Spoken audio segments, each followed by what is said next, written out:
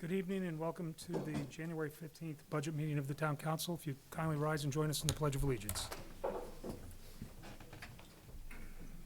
pledge allegiance to the flag of the United States of America and to the republic for which it stands, one nation, under God, indivisible, with liberty and justice for all. Thank you. All right, public comment, if you would like to address the council on the issues coming up tonight, you can step to the mic. I see nobody though. So we'll move on. The first this evening, yes, Paul? May I have a second, Mr. Chair? Absolutely. So in front of you, I thought it'd be a good exercise to look at our staffing by department. And what I did is I went all the way back 2008, 2009. I hope 2008, 2009, all the way up to 25 and 26. So in 2008, 2009, we had 188 full-time employees. In 2025 and 26, we have 205 employees, or about 17 additional employees. Considering you have 8 SAFER grant out of those 17 employees from the fire department. Police officers, there was an additional police officers went from 52 to 58. So there's 14 of the 17 positions. And of course, there's some minuses in there too. And then DPW really made up the one of the other differences. But what was more fascinating is, you know, being a numbers guy, I decided to look at our population. And I did a numbers based on our population. So in 2008, 2009, we roughly had, for every employee, there was 135 citizens. So for every employee, there was 135 citizens. In 2025-26, it's 135 for our population. So even though we went up those 17 positions, we still stayed constant with the ratio of staff to resident per employee. And during, you know, I looked at it, and I also looked at it at 10 years ago. We were at 149 citizens, but 10 years ago we had some cuts. What do you mean, 149? That's the same number, Sure, 149 it was higher. per employee, When? 2015. Oh, 15, okay. Right, and that's when we did those cuts where fire lost people and police lost people. So it went up a little bit, but it's pretty astonishing when I looked at these numbers. And, you know, police includes communications. Fire is just fire. There's a separate department for code. You know, finance stayed pretty constant all through the years. Between town manager and human resources, the town manager's office stayed constant through the years. We had information technology.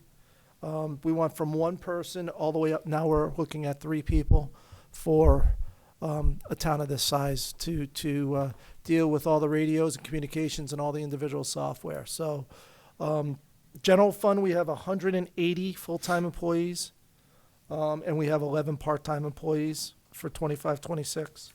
Wastewater has 22 full-time employees and 1 part-time, and Merrimack TV has 3 full-time employees. So the numbers have stayed pretty constant over the years. So I thought that was interesting. Yes. Very good. Thank you, Paul. Okay.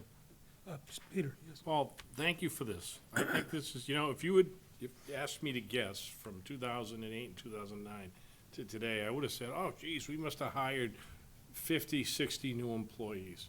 And we're talking 17, what is it, 17 over 17 years? I mean, Yes. we're not loading up, but we've got, our services are great. So I think that's a great sign. And I think it's important that the folks at home know this too. Thanks. It is amazing. So, but I thought that was, you know, just an interesting bit to during the budget season to present. I can read through it. Nancy, Yeah, thank you. I just want to, Paul, can you repeat, you just said those numbers, what years were those? I know the. 2008, 8, okay. 2009, Yeah, that's all I needed. and 2025, 26. So coincidentally, the ratio is the same. Yeah, well, Interesting. decimal points, but But, yeah, basic. basically around the same, 135 to 1. Our population has increased Of course. in those times, we're up, it's only 29,000. That's without the businesses in town. That is just full-time residents. When the businesses are in town, we're well above. You don't know what it was in 2008, do you? I do have the number, but not off the top I'll of my get it head. later. No Yeah, problem. I can look, I have an email with it, I can get it to you during the meeting. Thank you. Paul, for those of us that haven't been on the council for 20-plus years, can you explain the community development numbers? If you look at those, they start out in 2008, 2009 at 10, Yes? currently running 4? 4. Yes. Community development used to house our building department. Code enforcement. Okay, So in 2000, Was separated. where's code? Code came into play in 2010-11. 3 individuals were given to the fire department for the code enforcement, reassigned. okay, And then, so that dropped the code enforcement from 10 to 8 to 5. And there were some other positions in code enforcement, in community development that were not funded over the years. There were some liaison positions that at the time the council or the Board of Selectmen did not, well, we were all in council in 8 and 9, and the council didn't see fit to fund those positions. So there was an actual reduction of 3 individuals out of that department. thanks. Community development? Community development over the years. Didn't they move down? If They you went move down from a- Code enforcement, it's. No, but if you got 10 minus 3 is 7. Yeah. Now they're at 4, so there was a reduction of 3 individuals. Right, Yeah. okay. One was a secretary, and 2 were community liaisons. And I could see an office manager. Yep, planner. And there was 1 other position. I mean, that makes sense. I just saw a number go from, 10 to, 10 to 4, and Yeah. it makes sense, but the code enforcement piece makes perfect sense, but Right. it's still a net -3, which is, considering the size, the growth of the town, it's pretty impressive still. Right, Yeah. yeah, Thanks for that background. no problem. All right. Anything further? All right, then we'll start on in. Paul, were you going to speak to this as we begin? It's wastewater treatment fund. Is that 43, tab 43? 10, Tab 10. 10, 3110. And to answer Nancy's question, in 2010, we had 25,494 population. Hold on. Okay, yeah, because Really? It's 10, but it's in the spot of 31. Yeah. okay. In 15, we had 25,595. In 2020, we had 26,632. And in 26 what? 632. Yep. And in 2023, 27,656. And now we're 29,000? Roughly, yeah, with everything else. Now, see, I would have guessed more. So between 2009 and 2025, we've only had 5,000 more people? Yeah, the last census, when they came in at what, 26,000, I think? Yeah. 26,632. Because I thought it was more than that already Well, at that point. Well, Remember, the this census, doesn't if they're not consider answering the door in the apartments. apartments, they're not, they're not counted in the census. When was the last census? 2020. And we've had a lot more buildings, apartment buildings Since since then. then, so I Right. bet it's more than 29. Yeah, that's what our estimates are, about $29,000 we're seeing. Dollars.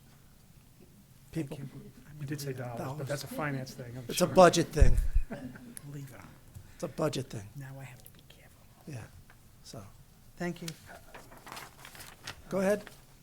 I was just going to talk about revenues, but I don't have to on that. I'm just, with the changes, one of the major businesses in town, I didn't know what kind of.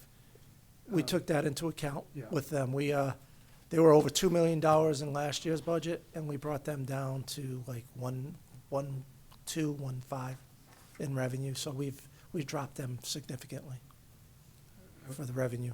Is that going to, at some point, going to have to be a recalculation and? They are up for contract renewal in the next year or two. I meant as far as, our fees and how, Yes, structure. right now, we can start talking about that if Leo wants to come up, Leo G, and Don want to come up. We are on a 5% rate raise this year. So the rates are going to increase 5% this year based on their survey that we did, rate study we did. So we're technically this year, we're looking at a 5% raise in rates. And remember, sewer fund is 100% user fee. So it's a user fee fund. It's 5%. As we look at the out years with the drop in revenue and the drop in flow, if it does not come back up, we will definitely be looking at maybe doing some adjustments to the rates as we go forward. Right now, the fund, the enterprise fund is pretty healthy. So we're working on reducing the fund balance down in that fund. But, in the out years, we may have to look at raising it. We have a plan every 2 years to raise the rate. We'll have to relook at it and maybe make adjustments to the rates as we go out, that the council approved. Oh, what was that? This summer, right? So summer? we actually presented that finalized rate study in October 26th of 2023, Yeah. which Okay. is hard to believe it's already been, that much time has gone by. With the, And that rate study, so we adjust the numbers every year, look at the fund balance and look at where we are to make sure that the rate is actual, what we are. And just for the public to know, when we talk about user fees, that literally means it's not, the taxes are not changed as a result. It's literally paid by the people who use the service. That is correct. That is correct. So any changes for now Right. in that budget does not have a tax impact. Nope, no, up or down does not have a tax impact because they're revenue neutral. One other thing I'd like to say about the revenues, like I said, that the rate study showed a 5% this year. This will be the first year of the bond for the $30 million project that we did down there. So this is the first year of the bond, and it's a significant hit to the wastewater budget of $1.3 million. So it's the first year of the bond, and that was the estimate we got to do. So substantial completion was 1 year ago, July, or 1 year ago Amazing. in July. So we have 1 year, and then we have to pay it, and it was, in this budget, it's $1.3 million. So that was a substantial hit to the wastewater budget. But we knew it was coming, Right, wasn't a surprise. so. Well, if you And don't mind. we are still in the bottom 10% of sewer rates in the state, or even lower than that. But we are still on the low end. Not too many communities are below us. Right. What percent is of, I think they used to be about 48% of the revenue, or is that? Anheuser-Busch? Yeah. Maybe. Yeah, they're probably less than that. Now, I didn't calculate that out Okay, exactly, yeah, but, if you knew, I just. I mean, their flows reduced about 25% last year, and they've indicated that they may be another 25% this coming year. I mean, their daily flows were, 700,000 gallons or so, up to 1 million, the previous 3 or 4 years prior, and sometimes we're lucky if it's a 400,000, 500,000 gallon day. So when I started here in 2006, they were more like 1.2 million gallons a day of flow. So it's definitely a significant reduction, so. Great. All right, thanks. Did, The only silver lining is the lower flows and loads should cause less electricity usage, because you don't have to treat those flows and loads. I don't think it'll completely offset the Yeah, I don't revenue, if think I'm so. being honest, but, I mean, that's the only good thing that we can yeah. take from it, I guess, so. Did you want to, is there anything that you want to highlight or speak to? Sure. They're here to talk about the budget. Just want to reiterate that finance calculated all the raises. They calculated electricity, the sewers, the general insurance, the phones, the postage. There's a lot of things that were calculated for the total budget that we do every year. But Leo's here to talk about some of the other issues. Oh, if it's the council's pleasure, I can do a quick overview of the treatment plant operation last year, just to kind Yeah. of get started. So, last year, we processed 612 million gallons of wastewater. We had a removal efficiency of 95% for biochemical oxygen demand, which basically measures the strength of the wastewater going in the river and its impact on it, and 97% removal on suspended solids. As per our permit, we're required to do an 85% removal, so you can see that we were well over that. Average daily flow to the plant was 1.672 million gallons. That's significant because a few years back, we were up around 2.2. The last previous year was like about 1.8. So we're seeing the impact from Anheuser-Busch with that reduced effluent flow. We had a good year, basically met all our permit regulations and had no violations, but we are in the midst of several permitting processes. We're doing the comments on the NPDES permit, the multi-sector general permit, which manages the stormwater coming from the facility, and we're in the process of renewing the air permit, which determines how much we pay to the state for the emissions that we put into the atmosphere. So, been a very busy fall at the wastewater plant in terms of that kind of stuff. So, that's where we're at. I guess we're ready to move on. Good. Okay. Budget category, so fiscal year 24-25, proposed, the actual budget was $5,242,464. This coming year, proposed overall budget, $5,626,230.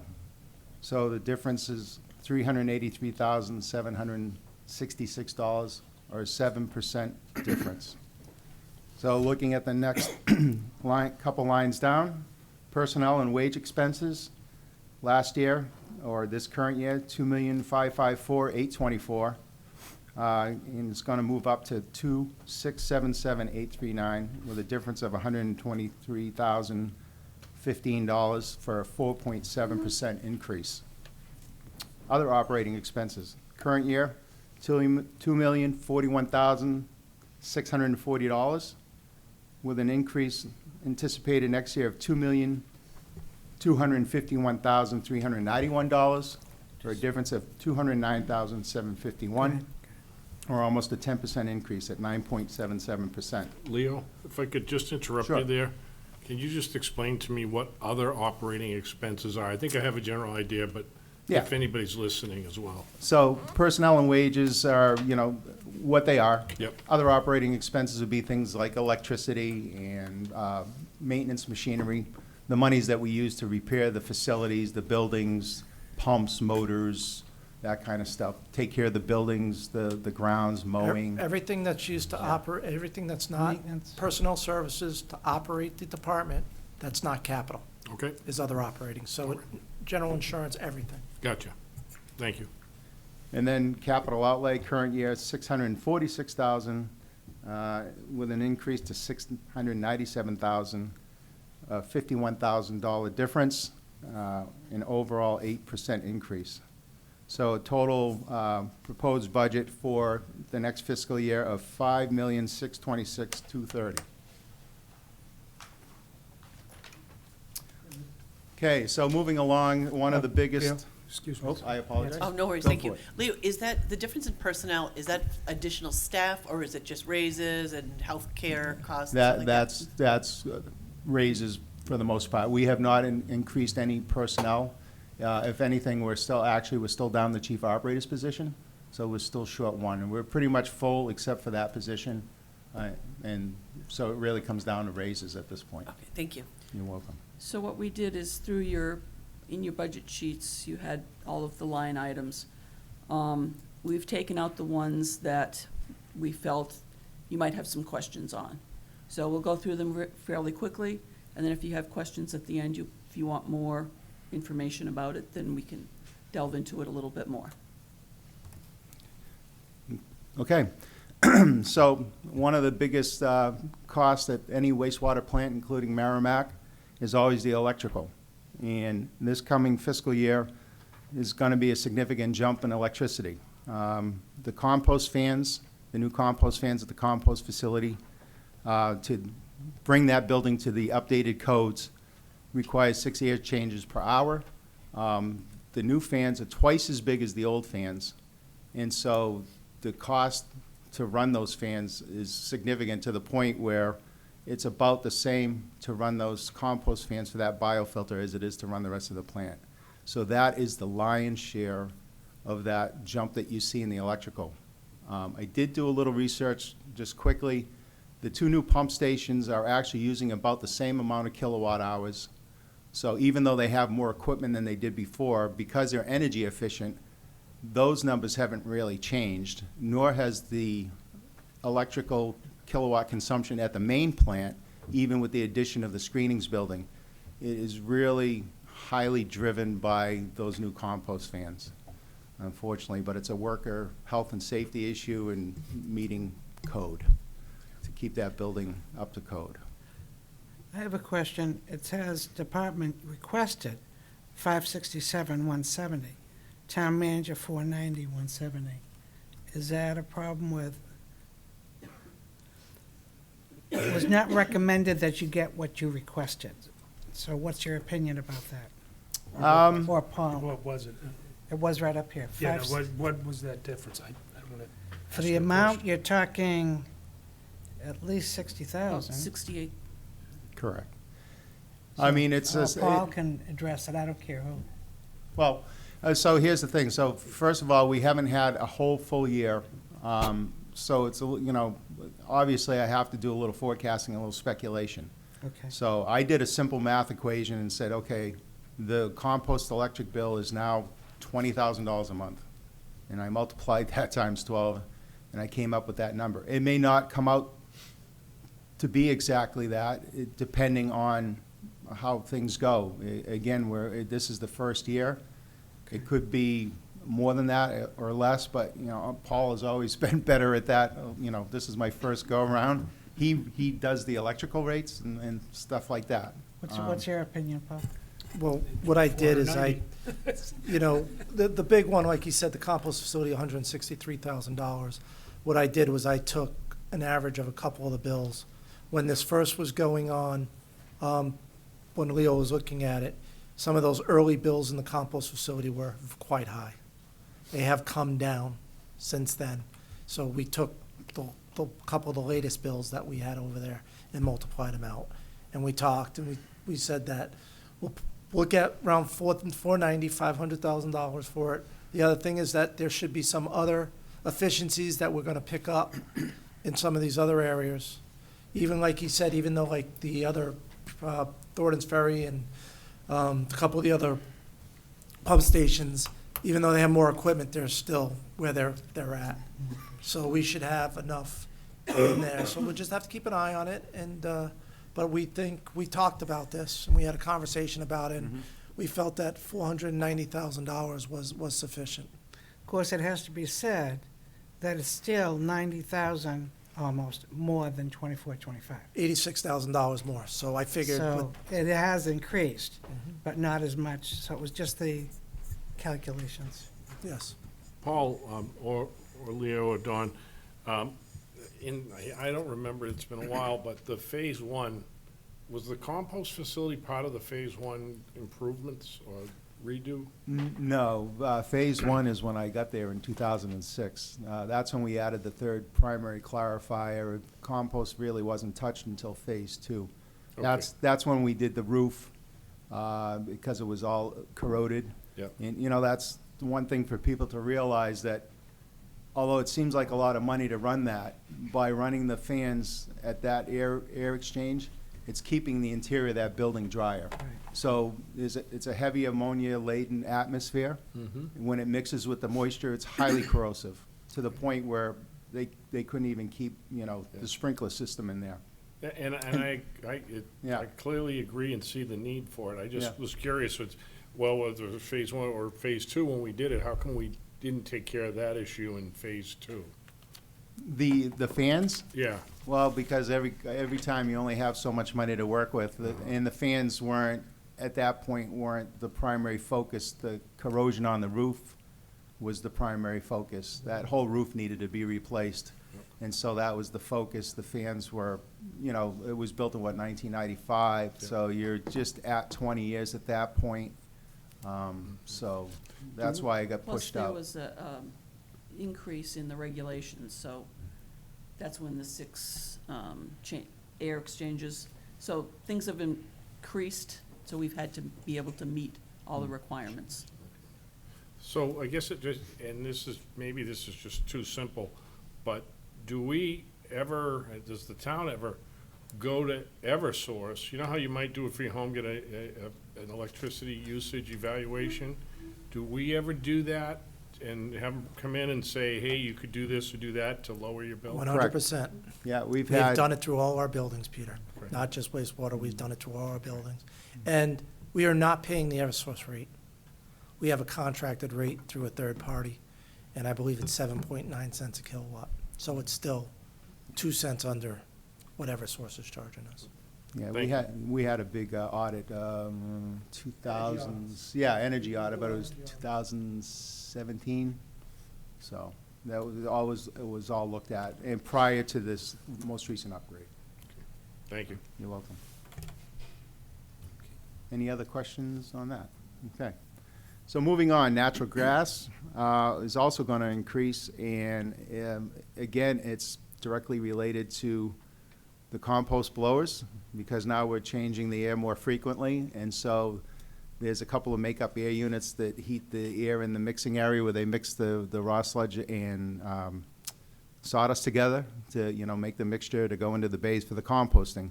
So obviously you're bringing more air in, so those 2 units have to work harder and longer to keep that mixing space up to the correct temp. We don't keep it particularly warm, but, you know, the guys got to work in there, so, you know, 50 degrees or so, but even at that, with those many air changes, those units are working overtime, and so, you know, I anticipate, again, looking at the gas bills as they've been going, they're definitely much higher than they used to be.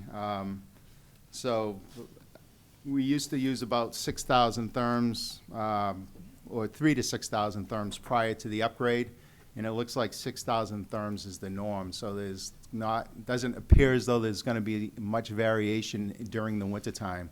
So again, this is going to be sort of the first really full winter to get a feel for it, so, or first couple winters. So I went with the 6,000 therm number, and just anticipating an increase on the gas bill out there. That's going to be the main driver. The only other thing I should make note of is that last year's, I don't know, Paul, if you looked at last year's overall gas usage, was probably a little skewed down because we were not in the Headworks building all winter last winter. So we used no natural gas or made any hot water because we were out in the trailers.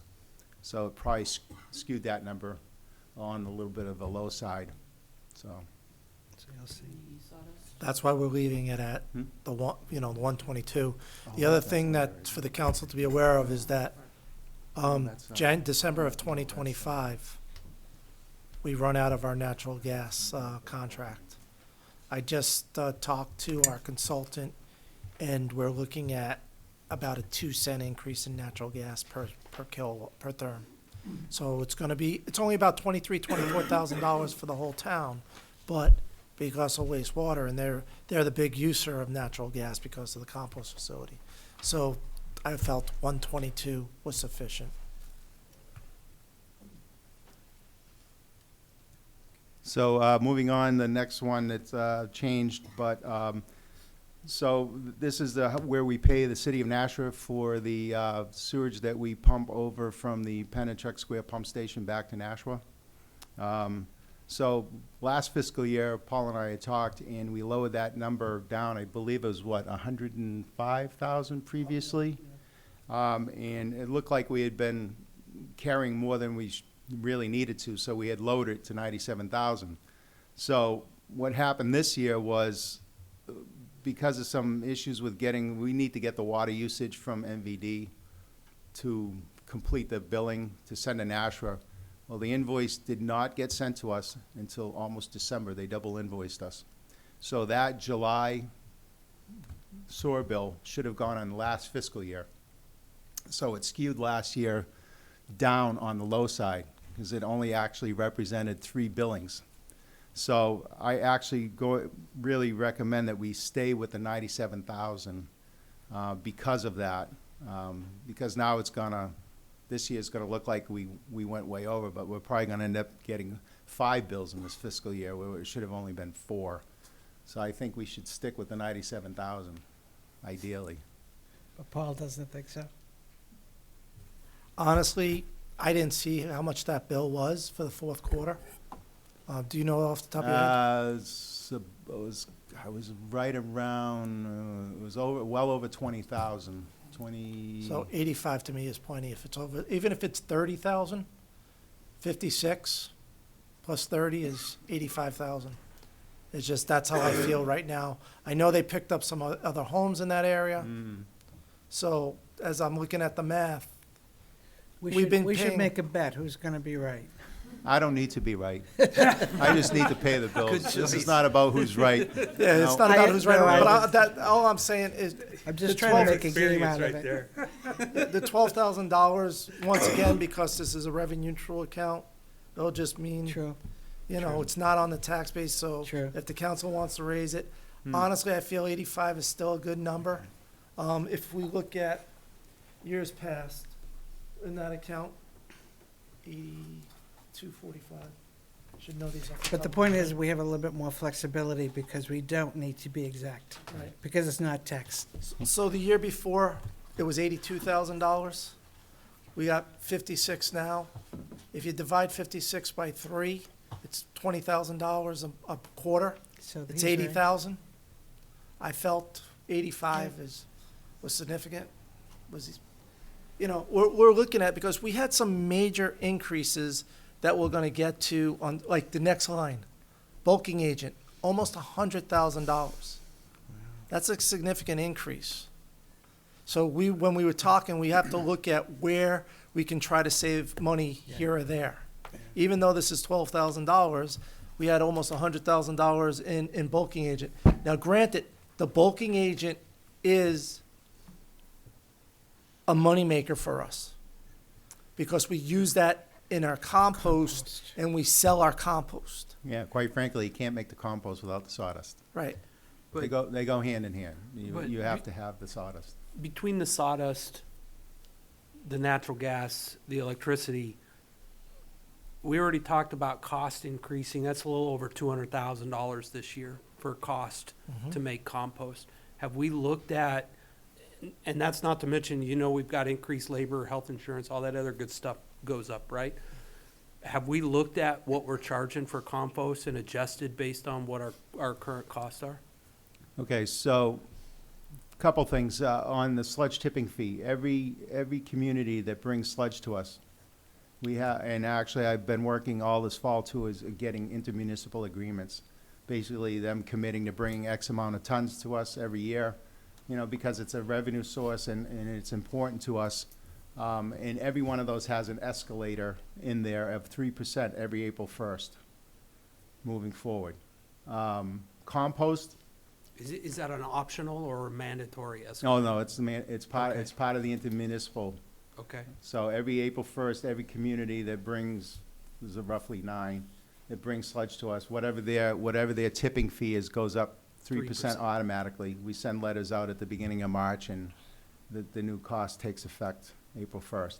So, and then as far as the composting goes, I don't know if you want me to go this far, but many years ago, we did the whole exercise of privatizing compost versus keeping it in-house. And one of the big things was, is so long as we were bringing in outside sludges and composting it and selling the compost, that we were, it was much more cost efficient for the town. Because one of the things we have to think about is what we're composting is not having to be, we're not paying a fee technically to go off-site. So a lot of these companies are paying us $70 a wet ton. I can't do all the math off the top of my head, but we did about 6,000 wet tons of our own sludge last year. So if we had to put that in a truck, bring it to, if you could find a landfill or bring it somewhere else, there's a cost savings there too that doesn't show up here. So you kind of have to think about that as well. And the No, other I thing, totally Council- get the fact that by running that operation, we're helping ourselves, right? Because we are processing our own sludge. What I want to make sure is, you know, as cost increase, we're not running a deficit on making compost, and the only thing we're getting out of it is processing our own sludge, where it would have been cheaper if we'd have hauled our sludge. I don't know what the revenue net gain is. We haven't went through revenues yet, but for sludge, but I just want to make sure we're increasing costs. Are we watching what we're taking in revenue, and is it still a net positive? We also use a third party to sell our compost, so they give us their rate, and There's a- they let us know what. Like a market rate? Market rate. So there's a cost share there with us, because they do all the legwork. They go out, they find the customers, they generate the BOLs, they send the BOLs. Yep. We load the trucks. We average about $12 a cubic yard for compost sales out of the facility through them. Last year we did, it varies from year to year depending on production and things like that. We did about 14,000 yards of compost sales last year out of the facility. Between sludge coming in and compost sales, we did roughly almost $600,000 in revenue coming into the compost. And then if you think about the offsetting revenues, again, I don't have a calculator in front of me, but, you know, another, whatever it would be, $40,000, $50,000, $60,000. So, you know, you're well over $600,000 in revenues coming back. It doesn't offset the whole operation of the facility, Right. but certainly makes it much more cost-effective, in my opinion, than trying to load that in a roll-off truck, finding another facility to bring it to. There's only a couple landfills that you could even bring it to in New Hampshire, if they would take it, because there's very limited space. It would probably cost us a lot more than, we always use about $55, $60 a ton for our own purposes, versus, again, some of these folks, it's 75 just for the tipping fee. They gotta hire a truck to haul it, so I don't know what their hauling costs are. So it's probably well over $100 a wet ton, so. So the other thing is we get $450,000 estimated from the sludge coming in. So that, Net positive, or or that's that's total total, revenue? that's total revenue, so it definitely covers most of the cost of the compost. I guess I would be interested in seeing a standalone business case on just the compost piece. Okay. What does it cost us to run it? What revenues are we bringing in? With the credit that we're processing our own sludge, right? Yep. There's obviously some credit to the business case there. But I'd like to kind of see at the end of the day, when you did all the pluses and minuses, Okay. are we making money, we breaking even? Nope, gotcha. And even if we're breaking even or making a little bit money, it gives the council, okay, you know, 2 years ago, we were breaking even or making a little bit more money, and then we've seen some additional cost. You know, what does it do to the future? Do we need to keep an eye on this, or is this so far in the green that, you know, accounting-wise, so far in the black, that everything's good and we don't need to watch this? Nope, understood what you want. Thanks.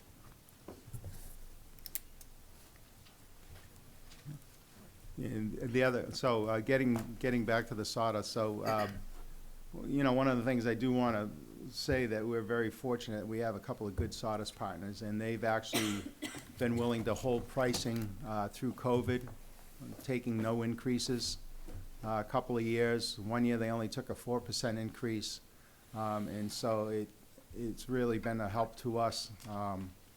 And the other thing that I have to take into account and kind of push the quantity that I want to purchase up, because we still don't have the sawdust shed. We are managing and storing that sawdust pile outside. So if the sawdust, we're using that to sort of dry up, we use it as a carbon source, but also to help dry and bulk up the sludge before it goes into the bays. It takes more when it's wet. So if it's outside and it's getting wet, then I need to use more. So I've sort of accounted for that and put some extra in the budget to make sure that I have enough sawdust, again, because I can't make the compost. If it doesn't go in dry enough, it won't come out dry enough. You won't drive off enough moisture. And then that affects how much you can put in a truck, and then it affects the cost share and all those types of things. So I added some extra yardage in there to account for that. So Leo, when you say sawdust, is this a special makeup? Is it old old trees, tree stumps, or is it old lumber, or what are they made, what is it made of? Okay, so, Without getting so- too far into No, it. no, that's fine. So one of our vendors actually is out of Stewartstown, New Hampshire. They're actually getting a lot of their sawdust from Canadian sawmills. It's true sawdust from the sawmill. The other partner or vendor is out of Amherst, New Hampshire, and they actually purchased a special grinding machine. It's not true sawdust, but it gets it to that same sort of particulate size, if you will. It's got a special screen size, because when we use anything, the coarser it is, the more what we call overs, because we screen it. And then that's a problem, because it's very difficult to get rid of that material. So is it old lumber that they're using? No, they're using like virgin trees and things like Oh, that. so they can't use lumber? Well, no, because we'd be concerned about things like pressure treated going in there, or we looked at ground pallets before, but then they were full of nails, and you can't market compost to people and have nails in it. That's why we screen it, so that there's no plastics in it or anything like that. Gotcha. Yeah. People are Thanks. looking for consistency or Gotcha. certain kind of thing, so. Okay, moving on. Well, here's, I guess, a bit of a good thing. So I felt comfortable reducing the maintenance machinery budget this fiscal year because a lot of the old infrastructure has been replaced under the Phase 3 upgrade. So there's new pumps, motors, and things like that. The buildings have been revamped. So I'm feeling confident that, we should have less equipment that needs maintenance, and so therefore I felt comfortable being able to reduce that maintenance machinery line. And we should probably be able to do that. Typically, the rule of thumb is, at least 3 to 5 years after you do an upgrade like that before things start beginning to need work again. So that's why we reduced that. And some of it's still under warranty. As part of everything usually comes with at least a year warranty during the first year of service. Okay. Any questions on maintenance machinery? Okay.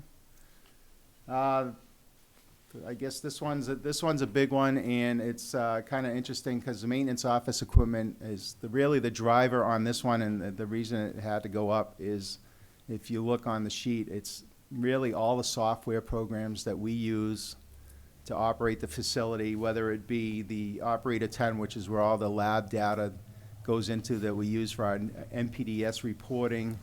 We pay for part of the Esri software support for the GIS system, the maintenance management software, asset management software, the ViewWorks, which is about $10,000 a year, but I do want to give a shout out to our IT department because they're hosting.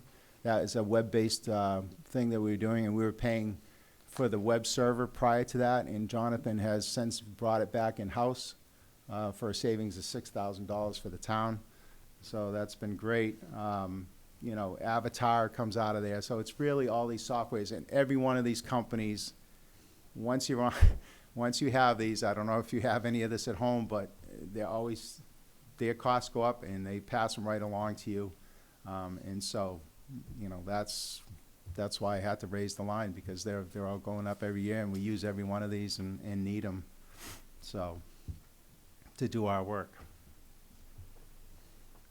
Okay. Infrastructure. So this one went down, it was a fairly simple thing. So if you look at the second line down, I was talking about replacing the covers on the screw press. I don't know if council remembers that we were here earlier for CIP withdrawal, and we actually already had purchased the covers, and it was being carried along. The other thing too is we anticipated needing to spend about $10,000 for a stormwater SWIP update, because when you you do an upgrade and you have a stormwater permit, it requires you to take a look and update the plan to reflect the changes you made to your facility. So we anticipated about a $10,000 fee, but GZA, who's done this work for us for quite a while, they're doing it as a change order for a fee of about $2,000. So rather than take it out of here, so I just took it out of the budget, and we're actually it's already gonna get paid out of this year's budget, for the $2,000, so that's where that money went, so, I took it out of there. And then I think, infrastructure, yeah, that we already did that, and then the operating equipment. So this is the compost blowers that we've been doing 15 a year for the last 5 years. And I think, I wasn't in this position when it started, but I believe the blowers are $32,000 at that time, and they've continued to escalate. And this is the last year of the program, so I bumped it to 42,000 based on what we paid, because I think we paid 38,000 this year.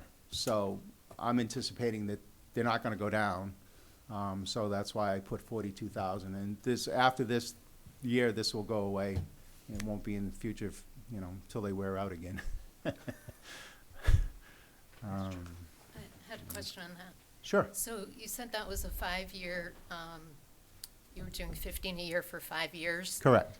23-24 was 94,000. Was there something else in there? We found enough money at the end of the year, knowing that they keep increasing the prices. So we were able to scrape up the money at the end of the year last year, and we went ahead and bought another 15 blowers because of the price increase. Oh, okay. So that's why you see The that. 42,000 is for less than what you were Right. purchasing before. So this will be it. After this, it'll be the last set of 15 this coming year, and then that project will be over. It was either that or put all this into this most recent upgrade, and it just seemed to make sense. It's something that our mechanics can do in-house, and so that's what we've been So doing. in 23-24, we bought 30 blowers, Yeah. because this Correct. year, 24-25, where everybody knows we're in default. And that was one of the items that they had some extra money in 23-24 to buy 30 an additional 15 blowers. So we took it, put it in there, that's how come it's up to 96. And then 6,000 was for just miscellaneous operating equipment that we might need to repair. And then next year would be the last year, which would be for the 42, for that last 15 blowers. Thank you. That's it. Any other questions? Okay. I thank you very much. Thanks, Leo. I hope I was helpful. Thank you. But once again, I want to reiterate that there is 31, the bond this year is for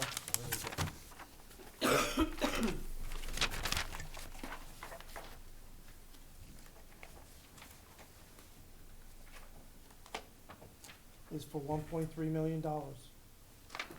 Over $1.3 million for the bond payment for the sewer plant. Paul, just a couple of questions just before Leo takes off. So what exactly are the sewer fees gonna be next year with the increase? Do we have that number, that exact number? Not off, I have to. It's what, 340 now, times 5%. You're the numbers guy.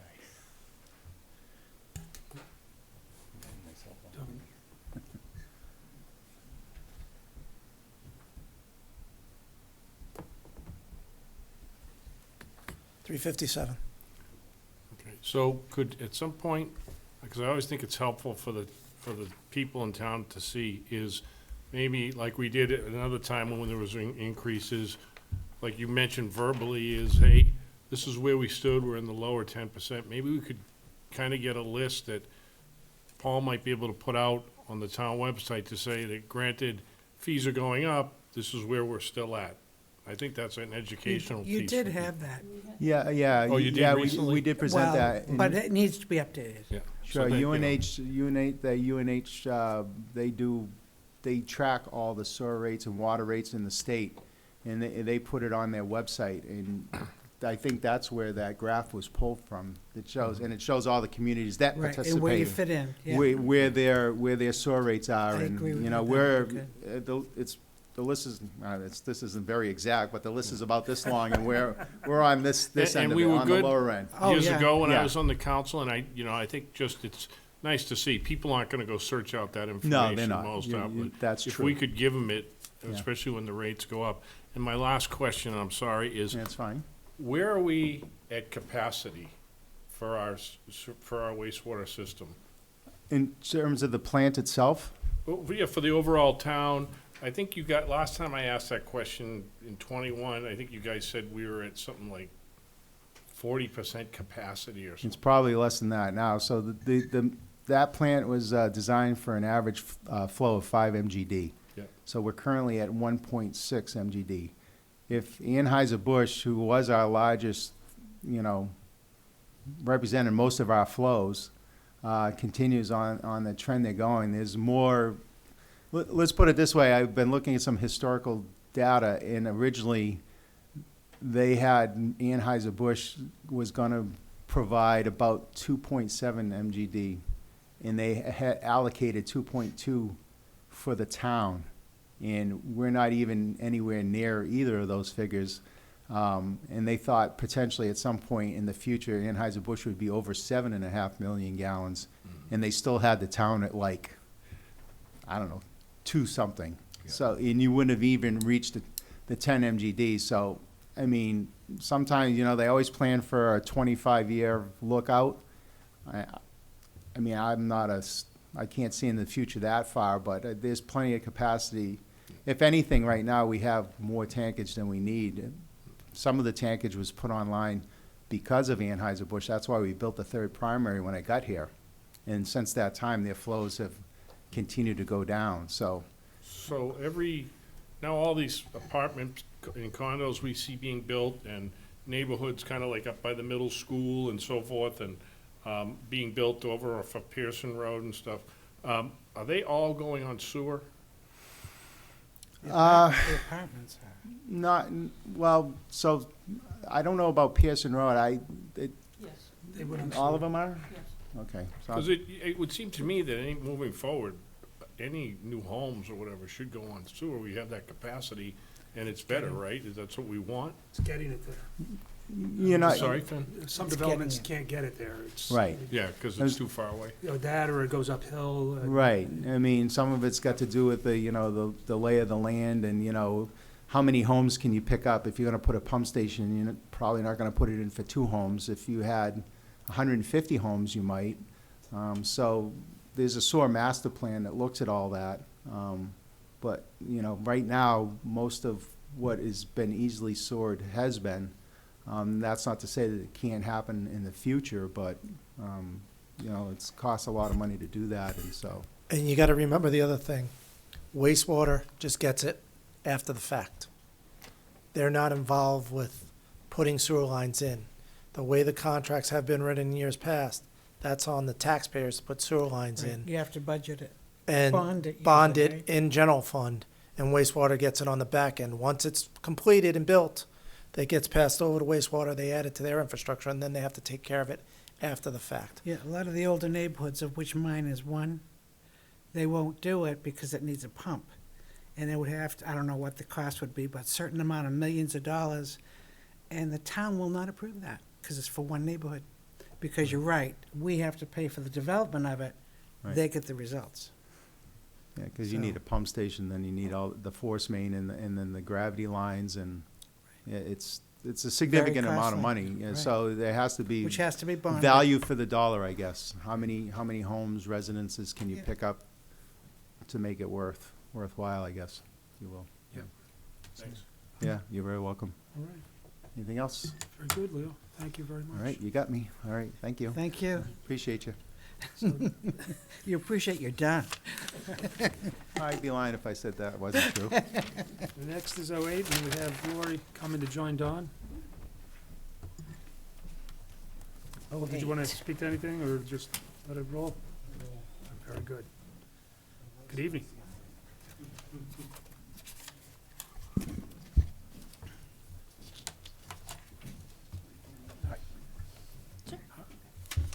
Do a brief intro.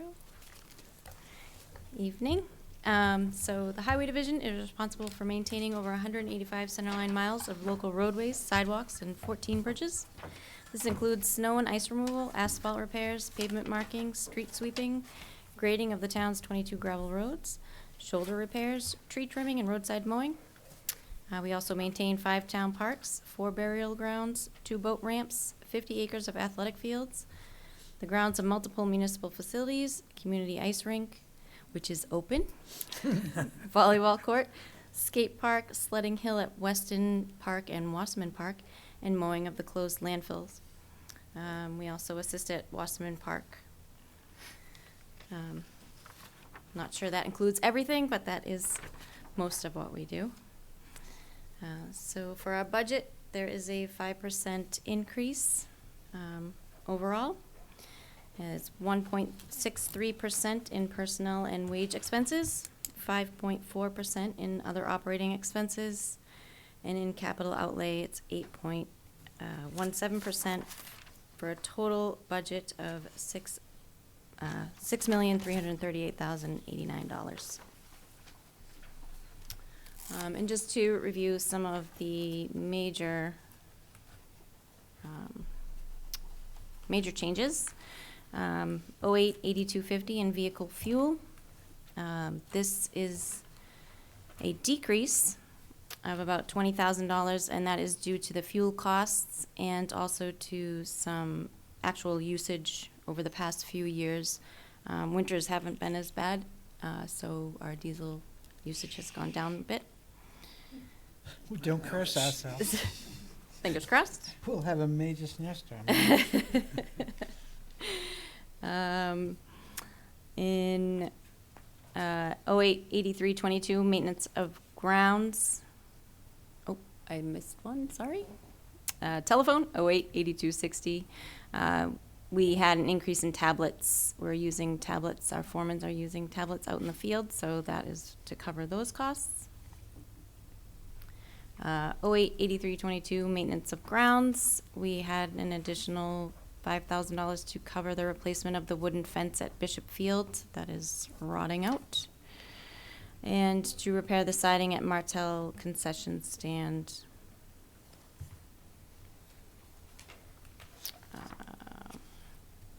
Next one. Thank you. I can't see both ways. 08-8502 in buildings. That $12,000 is to replace this. You're ahead of one more slide. Back a slide on your thing. Sand and salt.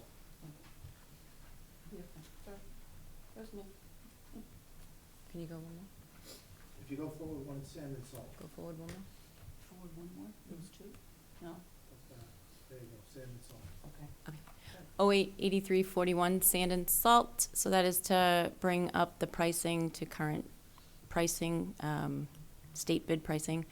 And then also it added the filling of the tanks for the mag chloride.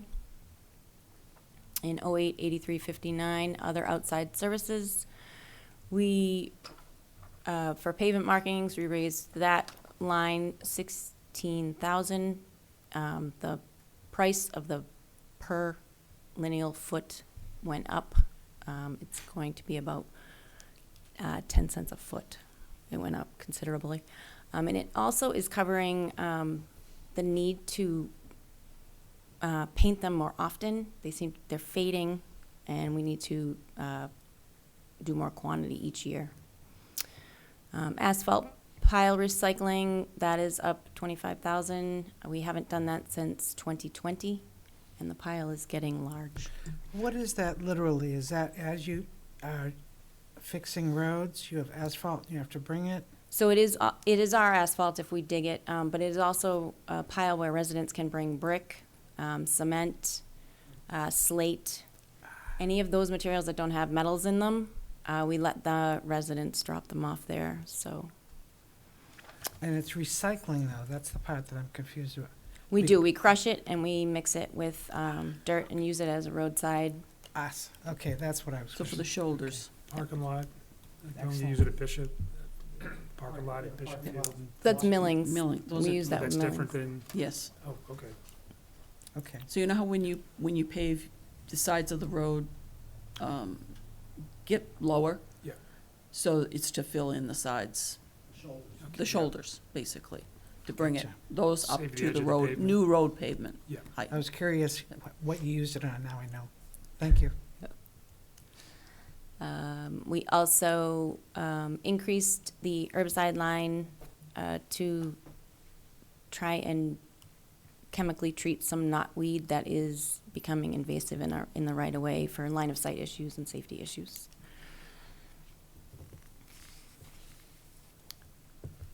Uh, 08-8371 is maintenance grounds MYA. So we have an increase for repairs to the Bice concession stand. That building needs to have some repairs and some repainted. Again, the last time we addressed that building was 2020, I want to say. And then Reed's Field needs a new temp fence along the field that's over 10 years old. Don, if you want to just go back a slide, please.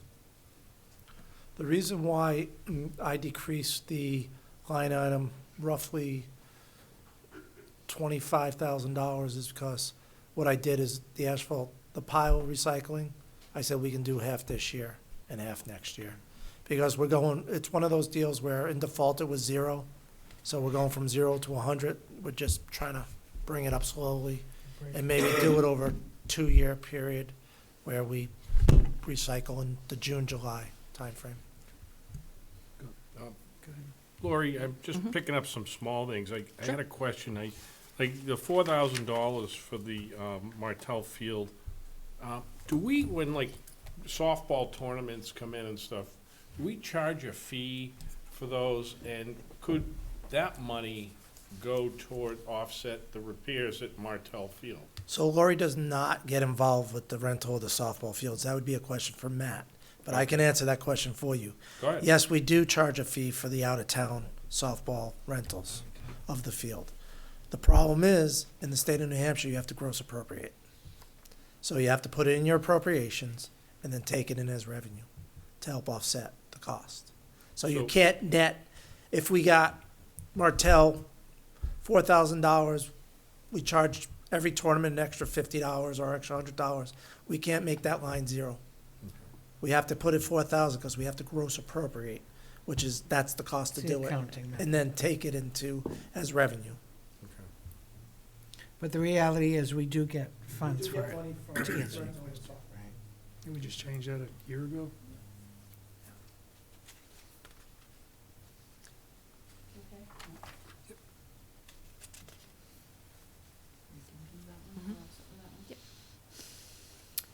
And then in 08-8502 buildings, this is $12,000. So this is when we built the new garage. We had 4 old garage doors that weren't covered in that budget.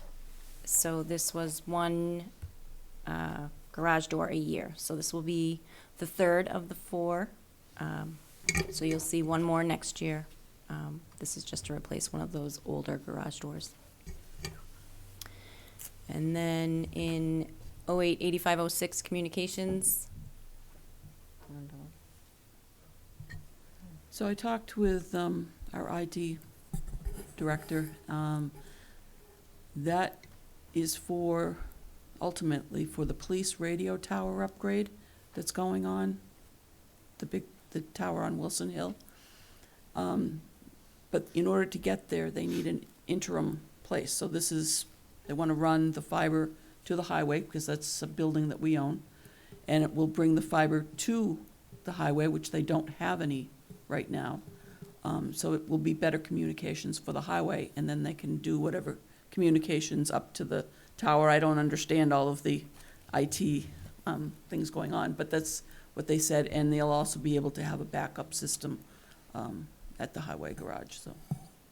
So fiber at the highway will be beneficial to you in To- spite of the Correct, tower. correct. And this is the cost they were figured out It'll to. give us an off-site area that if anything ever happens to this building we have an issue in the basement where our server room is, we can move everything over to the highway garage because they have their own server room. So fiber will help in that matter. That's what IT has recommended for this year. And it's an added benefit that the tower is only going to be a couple miles up the road from where it is right now, from the highway garage as well. So they can tie the two in together. Very good. And then 8508 operating equipment, I put in for Brine spray system. We own one, but we have two switch and go trucks, so I would like to increase our brine application if we can. And then for a grapple for the excavator. So a grapple is, literally it picks up trees, it grabs trees and picks them up. It will help with our operations. So if you're looking at 8502, you see the department asked for 60,000. I said 12. The gutter is a safety issue. We've had some injuries with people slipping and falling, some of our employees. I said, go ahead and buy it this year. And the surveillance system is also, we have some extra money because there's been some openings to go ahead and get the surveillance system this year too. Are we having problems at DPW with vandalism or something? We have had in the past, yes, and with one of our storage for the police department, we should have surveillance on that parking lot because of that. So I'm just looking at the old garage door.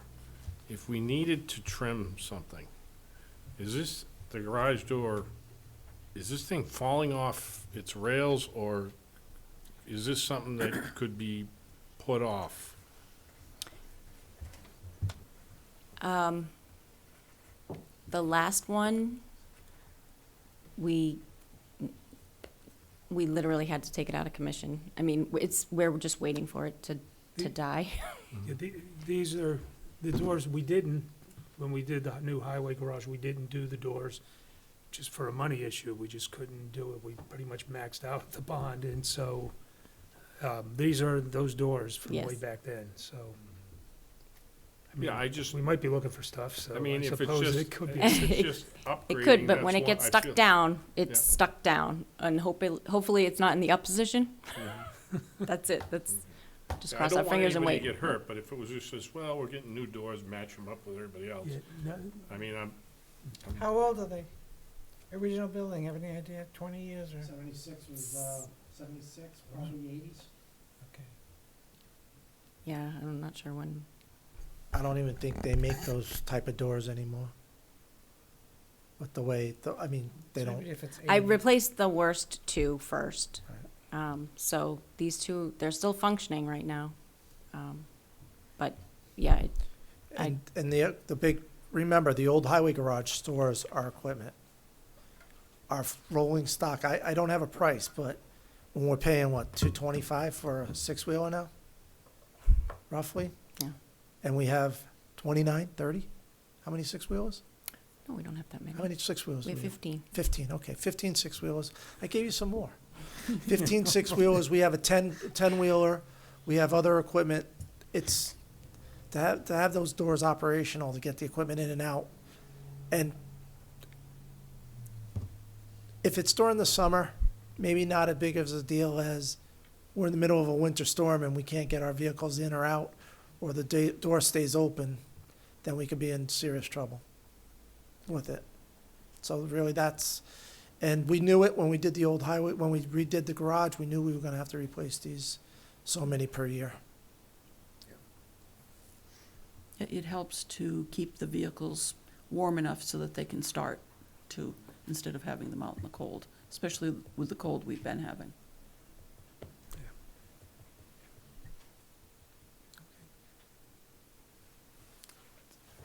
I think that's it. all right. That's all for highway. What is solar sand? What is solar sand? Yes. So it is, it's salt, solar salt. It's a cleaner salt, so we make our brine with it. Okay, and they call it solar sand? They call it solar salt. Oh, did it say salt? Does it not say salt? What It are you should. talking about? Well, it maybe does. I just had, when I was going through this earlier today, I saw it and I never heard of it. Yeah, it's just a cleaner salt. We make our brine with it. It doesn't have all the debris and dirt in it, Sure. so it doesn't clog up all our systems. Lori, I'm looking at 8361 streetlights, and we're gonna be paying, looks like 54,000. Has Eversource, I think years ago, but have they gone through and replaced those lights to make them LED and Yes. cheaper Yes. to run? Oh, yeah, our budget went We down did those. considerably. We did that when I first came. It was like 2016, 17, Yeah, I somewhere in thought that they- Right. timeframe, yes. Yeah. Thank you. It did make a difference, too. Mhm. Yeah, big difference. And we still require them, when a contractor, when we require a contractor to put one up at a subdivision road, we give him the specs for it, said, this is what we want. Thanks. On maintenance buildings, 8321, and I apologize if you went over this. You had asked for 31,000 and it was adjusted to 6,000. Laura, you had noted a generator was needed. Once again, that's coming out of this year's surplus. If it's needed, we need it now. That generator, we knew when we did that building, that generator was in need of, to be replaced. We didn't have enough money in the bond, and we knew it was coming due. And we, like I said, we have some extra this year, some openings for at least six months of the year. So we were using that to, help offset the cost. Thank you. Good. I have a list of the things that we are getting taken care of in this budget. Yes. Would you like a list? If you, at some point, It's easy. there's only a couple things, There's three things. Surveillance, which I already heard of. the gutters, and for the highway Generator. generator. Those are the three items there. I heard all three of them already, so. Yeah. Okay, thanks, Paul. Number 16. I think I'm good here. Oh, just on the fences, I don't know if there's people, if you go out for bids on those things. If there's a bid list, I didn't know if Mr. Fence Guy was on it because he did take care of the town at Watson Park, and so I'm hoping he's included in that process. For fence? For I think fence, his name was Mr. Fence Guy. It was Yeah. Mr. Paul Fence. Stevens, he lives on Pearson Road. He's Yep. a resident, owns Mr. Fence Guy. There's no fence. What are we talking about? Oh, The no, wooden fence we're gonna do in-house. no. Oh, we're gonna do Oh, it is that- in-house. That's in-house. That's Okay. just the materials for the wooden fence Oh, at all right. Bishop. Okay, But yeah, we do call Mr. Fence up if there's a fence job. He is on the bid list. yeah, okay. No, good. And we are working on the bids for the gutters and whatnot. We're in the process of, it's a little busy at this time of year. Oh, just- yes, oh, yes. All right, so, yeah, equipment maintenance, number 16. Equipment maintenance. So the Equipment Maintenance Division is responsible for maintaining and repairing a fleet of approximately 240 units and associated equipment assigned to police, fire, public works, community development, and general government. This group of talented employees work year-round, ensuring our vehicles and equipment continue to run efficiently and safely. Purchasing and delivery of parts in a timely manner continues to be challenging, but they work relentlessly to keep the fleets running for all the town's departments. The division also maintains the fuel system for the town. That's all. So that's equipment maintenance. Their proposed budget is also a 5% increase. Personnel wages is a 3.42%. Other operating expenses is a 20.65% increase, and the capital outlay is 100%. The total. Our total budget is $576,787. This is, let's just go back. We're talking 20.65%. It's a $5,000 increase. So it's skewed Disproportionate. because of, we're The talking amounts. total from $22,000 to $28,000. So we're not talking a lot of money, Proportionate. even though you're using 20.65%. It's proportional to the size of the department. Correct. The department's only going up overall less than $30,000. I like to see the percentages when I work with budgets. I always put the percentages in for me, my own.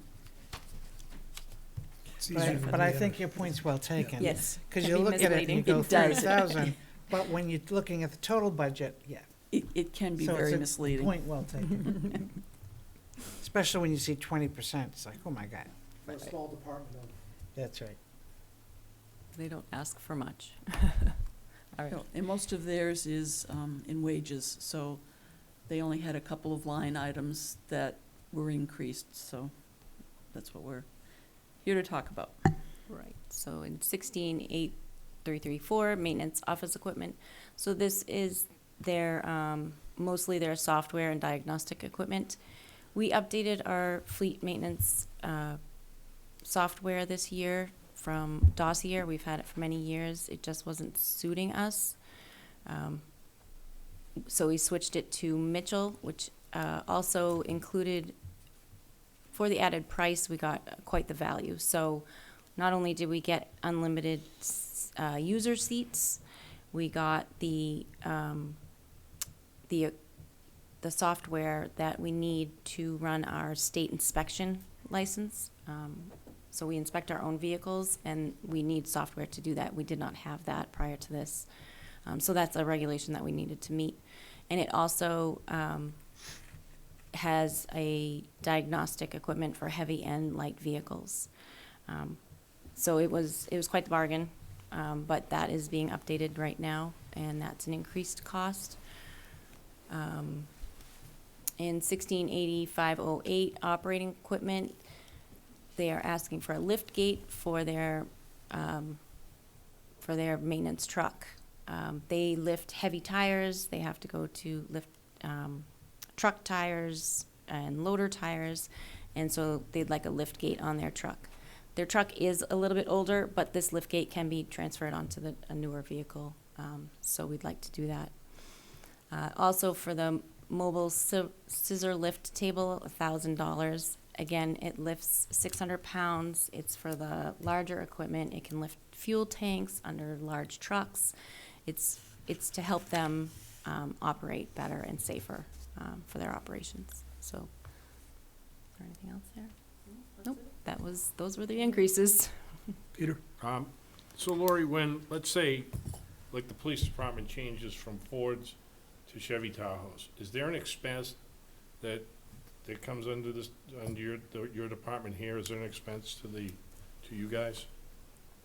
Not really. We don't keep a large inventory. We have inventory of the common things, like plow lights, things that are going to go out in an emergency. Mm-hmm. But the parts for those kind of vehicles are really readily available, so we we can don't have get to- them.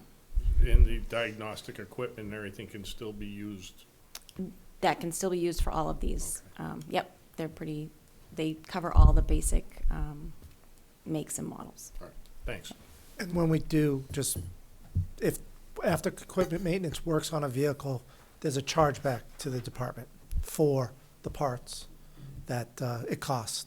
So if they're doing an oil change, the oil and the oil filter gets charged back to the department, and that's equipment maintenance that you'll see in every department. It's either 8333 or 8332. Either one of those two is basically charged back from equipment maintenance. Yep, these are just to diagnose the problems Right. and to fix it. It's just their tools, Right. basically. And we don't Everything have else a is big stretched out to inventory anymore. departments. We used to have a very large inventory of parts, and we don't, because we can basically get a part overnight if we need it. Well, Yeah, I just Well, wasn't sure if you in needed, years past. I just wasn't sure if you needed to revamp something when you change over vehicles. No. So, okay. Okay. I have one Oh, question. Jennifer? The wage increases, are these union employees? Okay, so those Yes. are contracts that were approved last year. yes. Nancy has to stand. My wife Watch just just told me told it's her. time to stand. Okay, now that she's done, we're all set with Lori right now? Yep, and we'll move on to solid waste. Thanks, Lori. Number 9. Number 9, 09.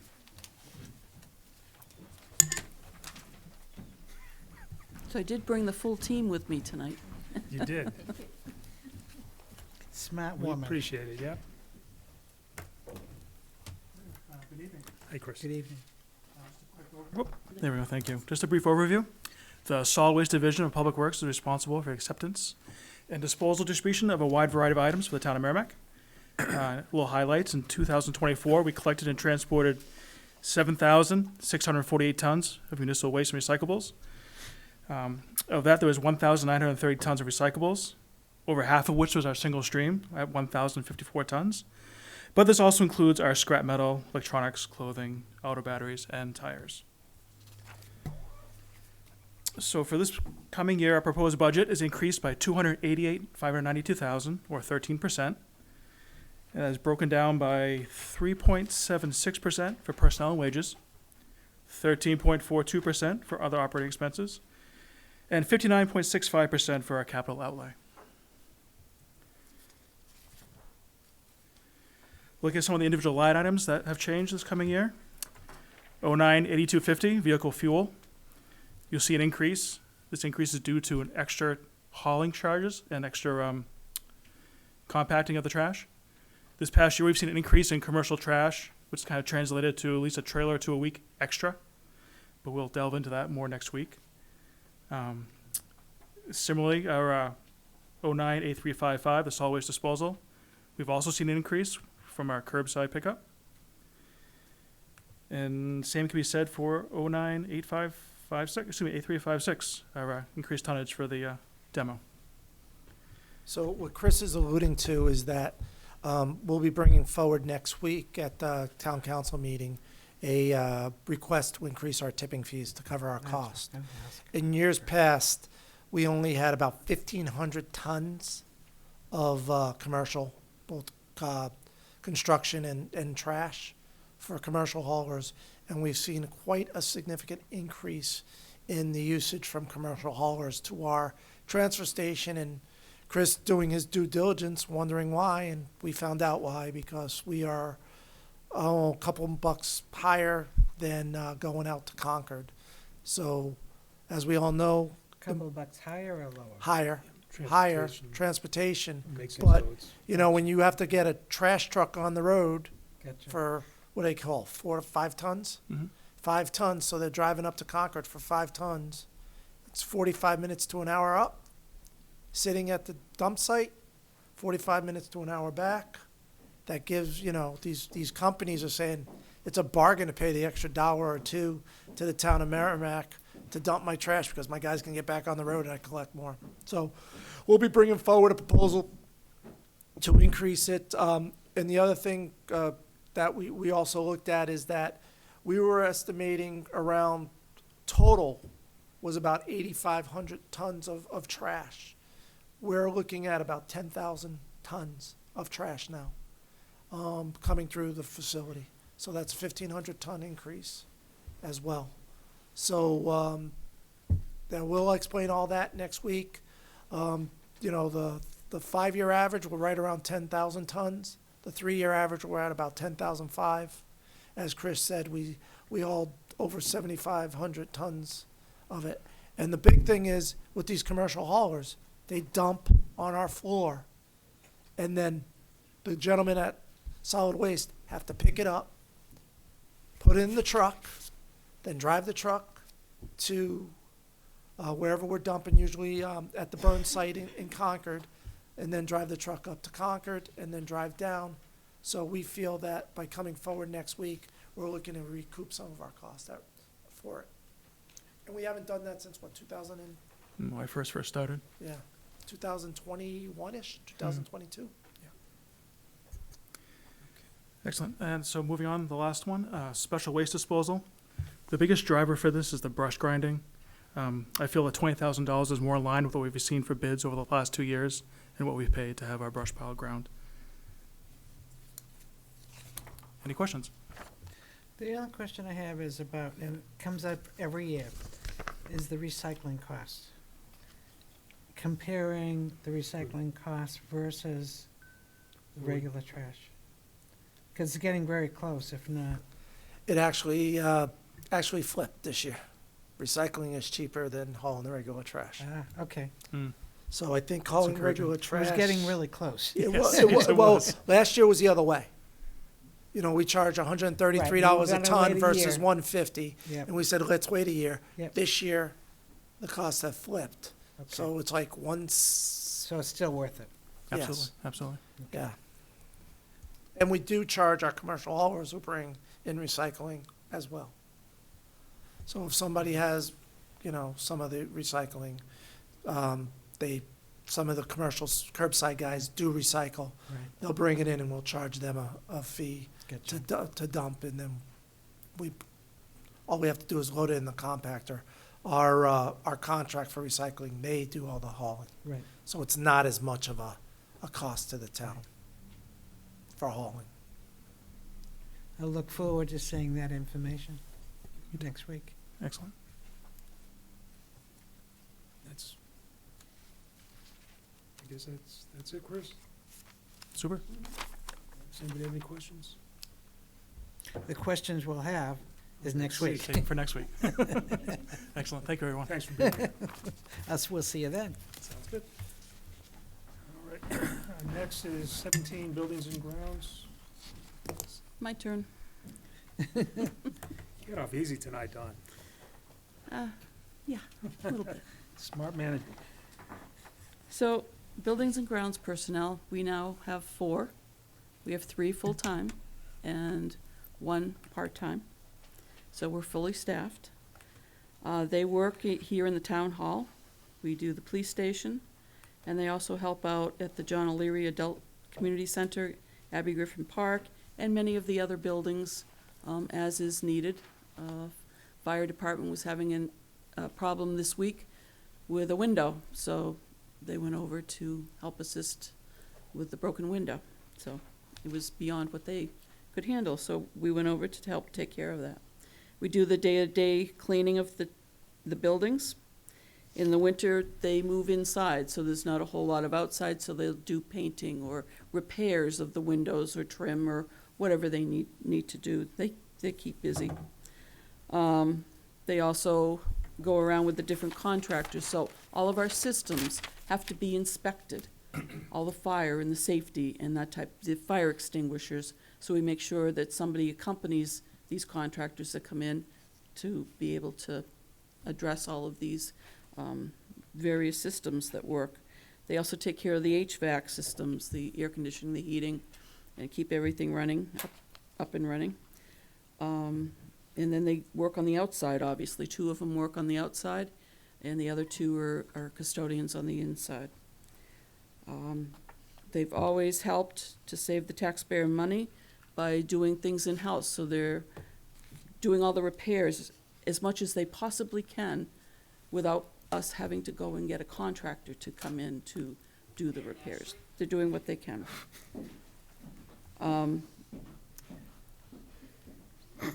They help at the Abbey Griffin. So they did several larger projects this year. They've helped at the Abbey Griffin Park, repairing the bandstand, the benches as they were needed. They also replaced the deck outside of the town hall. And they also helped up at the solid waste when we got the new office modular unit in. They were there to help on that day. And they also have been repairing the pump station at the police station. Every so often that has problems, and they had to really address it last year because somebody plowed over it and they had to do some major repairs to the frame and grate and the top. So they're very busy, and I probably have not even hit half of the projects that they do. They're always busy and they're always around. Their proposed budget is up about 9% or $50,000. It's not a huge budget because the overall budget is $569,277. Oh, sorry. See, I'm talking, so I can't do 2 things at the same time.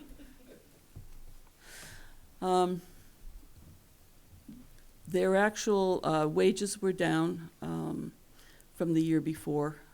It's because we had personnel that had been here for years and years, and their wages were a little bit more than what we have. Operating expenses, well, we'll go through some of those, and we have some capital outlay that they're going to be asking for. The biggest thing is the maintenance of the buildings. So all the buildings, they're all getting older. And in order, with your house, You have to do improvements, do repairs. We've made our best estimate for what we feel we're gonna have to be repairing this coming year.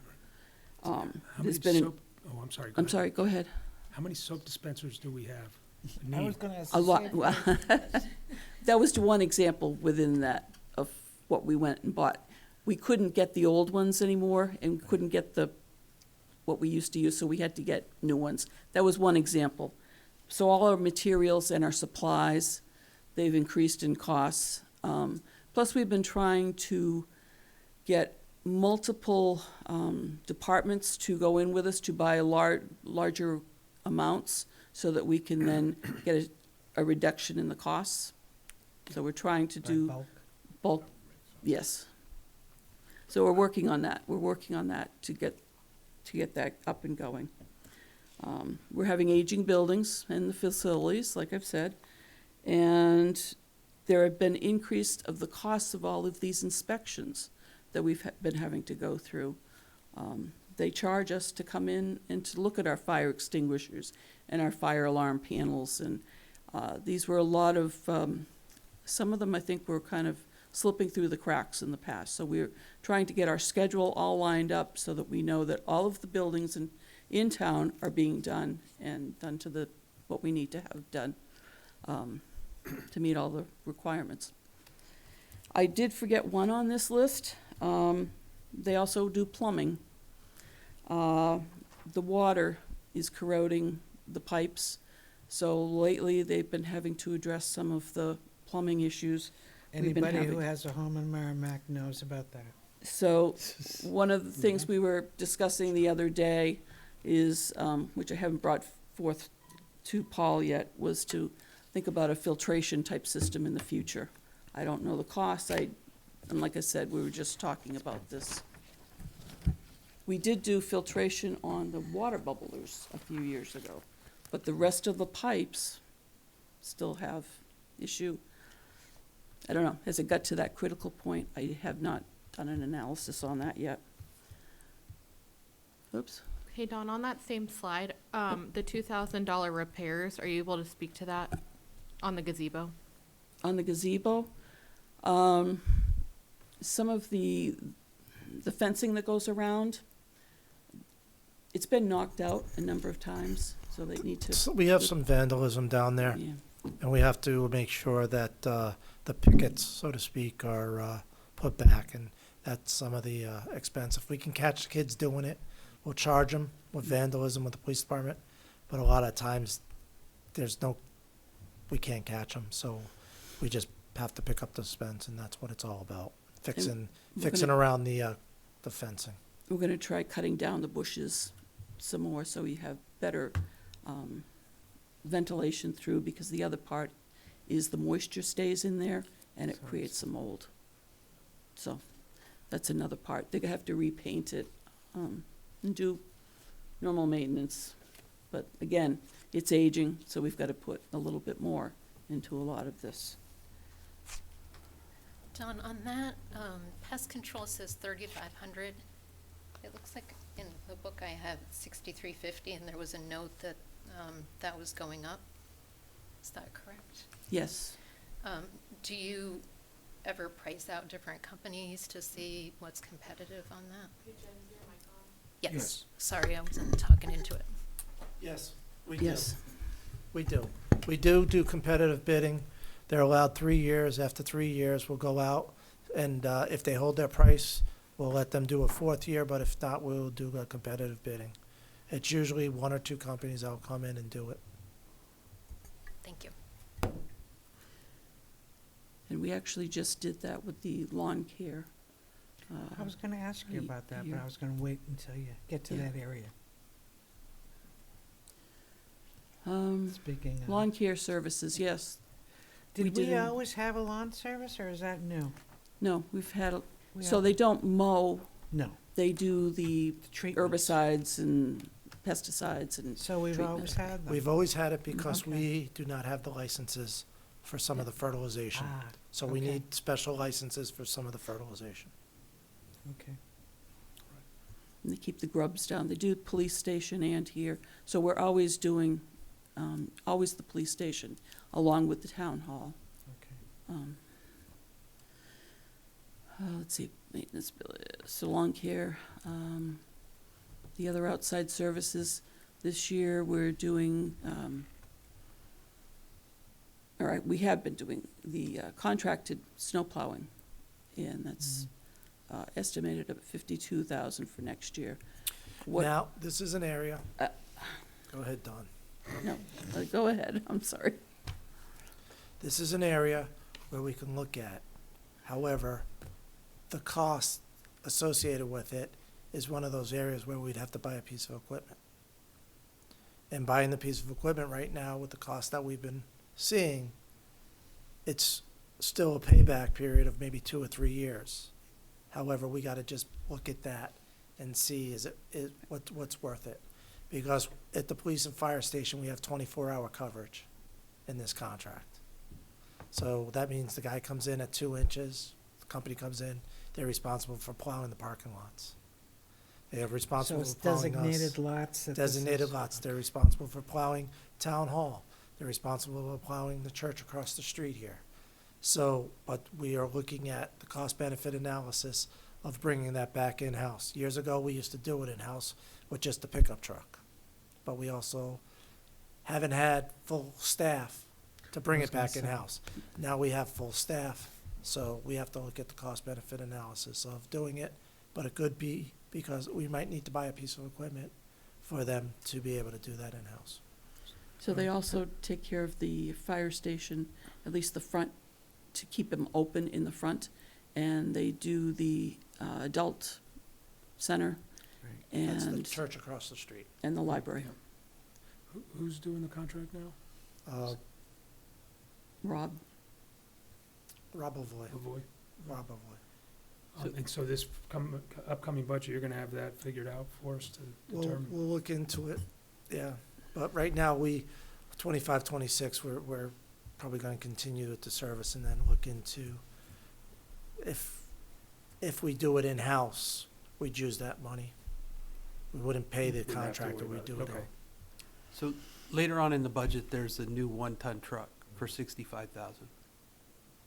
right, it's, Why would we, couldn't we use that for snow removal? We could. We could. Like I said, I haven't done the cost-benefit analysis yet. Were you thinking of a, I mean, I can find out later, but were you thinking of a new piece of equipment that's not a truck? a pickup? The issue is that with the 1-ton truck, it's a lot of pushing, backing up, pushing, backing up, pushing, backing up. These guys come in with a pusher, and they make 2 or 3 passes, and they're done, and they're out. So, gotta look at that, whether that piece of equipment would be worth it.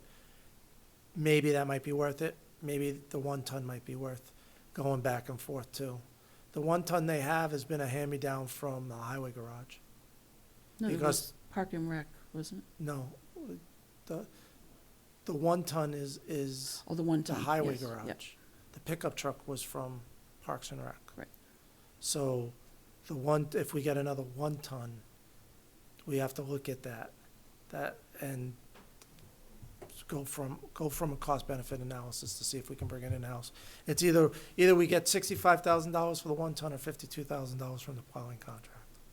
And we can look at that for the 29th. Yeah, I mean, I totally get on the 52,000. Do you go out and buy a piece of equipment and, does it make sense, you're not gonna get any kind of return on that for quite a few years, right, to go invest in that.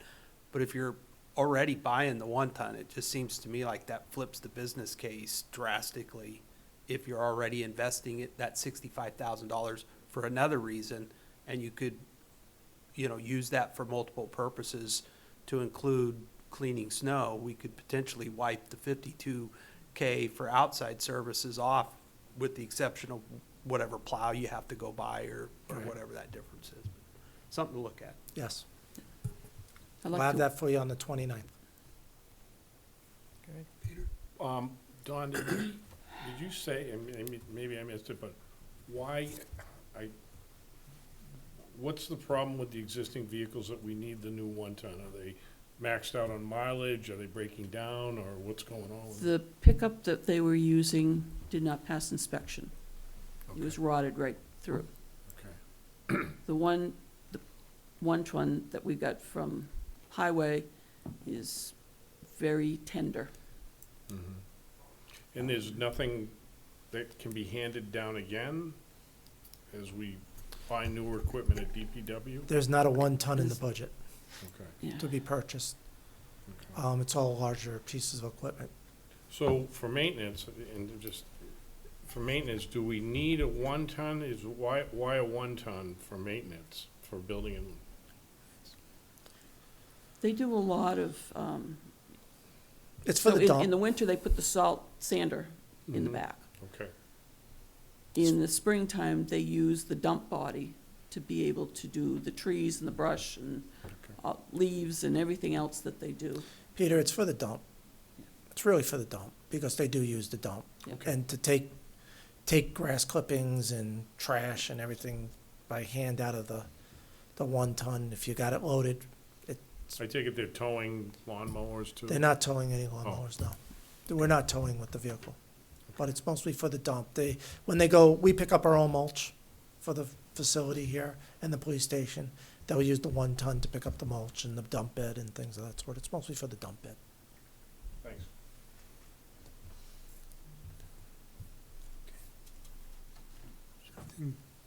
That's it? That's all I You're all have. done. Nothing further? All right. And Public last, Works Administration, and last but Okay. not least, Leo, Good evening. how are you? good evening. Good, thank you. I'll keep this as You're quick the as closer. possible. The closer. So the Administration and Engineering Department, we, our 07. Administration Division supports all 6 DPW divisions on a daily basis. Our Engineering Department is comprised of, yeah. Next slide. So our engineering section is comprised of our civil engineering and our environmental combined. Basically what we do is oversee, we design town projects, oversee them, and do some contracting of those projects. Projects consist of existing road improvements, new and existing road improvements, infrastructure projects such as wastewater and drainage, special projects for other departments and divisions. In addition, we also review private site plans and private subdivision plans, and we also do inspections for stormwater compliance. So for fiscal year 2025-26, our proposed budget is $625,999. That's actually only about a 1% increase. Those increases come in the form of personnel wage expenses, which is only, again, small percentages, 0.77. Operating expenses are slightly higher this year, and I'll go into that in detail, but that's a 6% increase. And then the capital outlay is the same for a 0% increase. So for operating supplies, this has gone up slightly primarily because of the stormwater testing. Our local lab, which was in Milford, actually closed down. There's a new lab in Concord, which is going to be a little bit more expensive for our stormwater testing. We have to do regular maintenance testing on our outfalls in town. So that's just going to be a slight increase. I believe it's about $200. Oh, actually, it's about $700 more. So. The next one down is maintenance of office equipment. We've included in the increase for CADNet, which is our AutoCAD software. That's gone up a little bit, and we've added a seat, a license to that, which wasn't exceptionally expensive, but it does have an increase. And then under other outside services, we've got in here our GPS calibration support and subscription. That's our new GPS equipment that we purchased this past year. Like everything, it's on a subscription basis. We actually have to be able to connect that to a network around the state, and that GPS unit is able to talk to other base stations. And the more base stations, the more accurate, so that actually has to be connected to that service. And unfortunately, that increased our budget a little bit. So that's about it. Does anybody have any questions, comments? Nope. Guess that was easy, Leo. Yeah. Well, thank you. We- There's only one thing left on the agenda. So that concludes DPW. Yes. So next week, we'll be dealing with debt service, we'll deal with fire, Parks and Rec, library, welfare, and, welfare, and code enforcement. So if anybody has any questions they would like answered during, for them, just let me know, and we'll have those answers available for everybody. I did have one last question, because I didn't quite understand Don's answer. I'm sure there's a ton to it, but under the janitorial section, the new soap dispensers, it said $12,000, so I'm sure there's other things in that, and I'm just curious if you have a general idea what it might be. It's not soap I dispensers. didn't think so. I figured It's that- all the janitorial supplies to clean the building. Everything is in that. Everything is in there. Okay. The cleaning supplies, the toilet paper, everything you can think of, paper towels, toilet paper, cleaning supplies, that's Okay. all that $12,000 to maintain this building and the police department.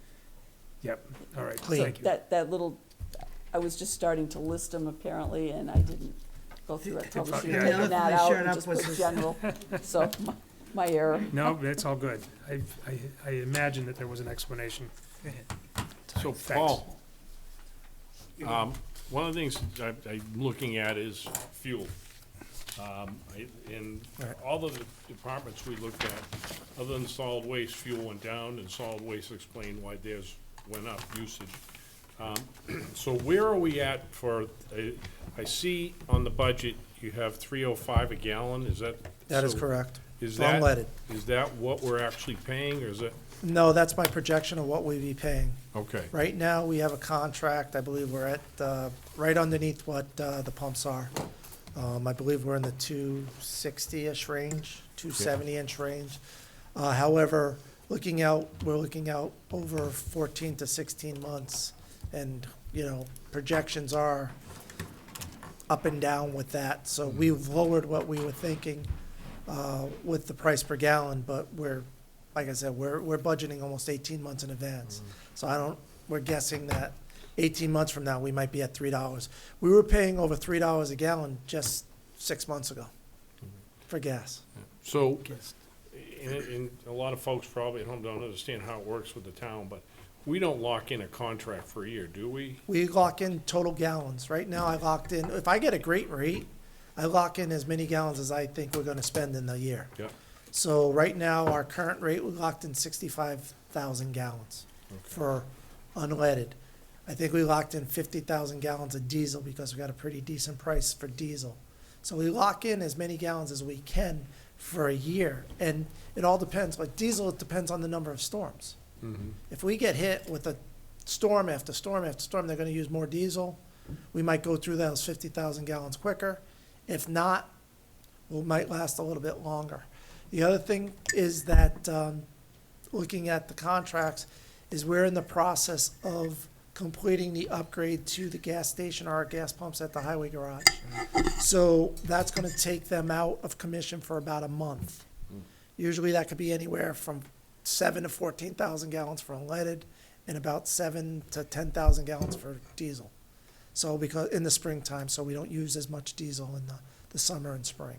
So that also plays into looking at where we'll be with our projections. And really all I did was I took current pricing that we had and added a factor of what I've seen for inflation over the years and tried to be as cautious as possible without going really, really extremely high with the stuff. We think 305 right now is the best guess. We don't know what's going on with offshore drilling. We don't know what's going to go on with Russia. There's a lot of things that are playing into this. We talked a little bit about natural gas. The reason why natural gas is not coming down is twofold. One, we're in a cold snap all the way from the Canadian border, almost all the way down through Texas, over to Florida. It's a cold snap. They use a lot of heating in the heat to heat, or electricity to heat, because in the south they use heat pumps a lot. So they use a lot of electricity to heat. That drives up the use for demand for natural gas. The price goes up. That's one fold. The second fold is we have now become subject to Russia and what Russia's doing to the EU with cutting the EU off of natural gas. Are we going to start exporting natural gas to Russia, not Russia, but the EU to help them? So there's a lot of factors that play into this. And then it comes back, I know we're talking about like oil and gasoline and diesel and things of that sort, but it also is happening, what's happening in the Middle East. There's a lot of tension right now in the Middle East. Is that going to keep on escalating? Or, you know, I read today right before I got in here, there's a ceasefire agreement. Is that going to calm things back down? When things calm back down, what's OPEC going to do? Is there going to be a gentleman who gets a little greedy and says, I can make a lot more money, and over, you know, he only has 100,000 barrels a day. Is he going to go up to 150,000 barrels a day? So there's a lot that plays in with the consumables and commodities of natural gas, diesel, electricity, gasoline, things of that sort. So I know it's a long-winded answer, but we try to do our best to take all those factors into play when we put in $3.05 a gallon, where I know you can go down to Mobile and it's $2.99, or you can go to Classic Gas and it's $2.79, I think. So, you know, I know there's a lot of play when we look at these things, but we do get the best price that we can when we go out. And honestly, if they give me a price like they did before, I said, we'll just buy it off the rack. And buying off the rack, for those that don't know, is that they bring the oil in or the gasoline into Portsmouth, and whatever the rate is at the Portsmouth yard for gasoline, we pay that. We call that the rack rate, and we'll pay that for our delivery. So whatever the rack rate is what we'll pay on if we don't like the price. And we've negotiated 2 days in a row. Finally, the guy said, I'm done. This is the best I can do for you. Either take it or leave it. I can't go any lower. So, you know, that's when we got into this $2.65-ish contract. So, sorry about the long-winded answer. Education. So, but yeah, next week, if anybody has any questions, please send them to me, and I'll make sure that they're answered as we go forward. Anything further? Motion to adjourn? Motion by Second. Nancy, seconded by Andy. Sorry, Jennifer. All those in favor of the motion signify by saying aye. Aye. Opposed or abstained, 7-0-0. Thank you, everyone.